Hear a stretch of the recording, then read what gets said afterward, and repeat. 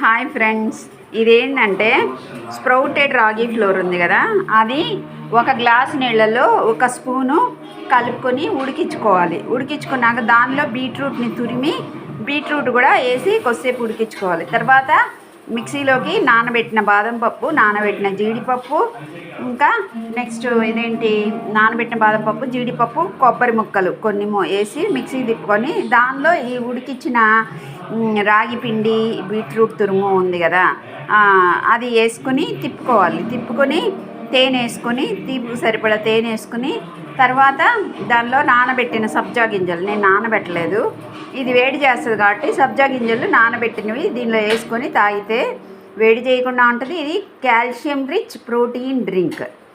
So ఇది మంతిని ఆశ్రమంలో సాధకులకి అందరికీ ప్రతిరోజు ఉదయాన ఇది ఖచ్చితంగా ఇస్తారనమాట. రోజు ఇదే టిఫిన్గా ఇస్తారు. ఇది కొన్ని పండ్ల ముక్కలు.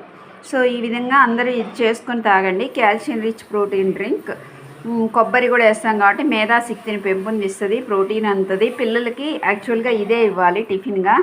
ఈ దోశలు ఇడ్లీలు మానేసి ఇస్తే వాళ్ళ ఫిజిక్ బాగుంటుంది, వాళ్ళ తెలివితేటలు బాగుంటాయి, అన్నీ హెల్త్ బాగుంటుంది.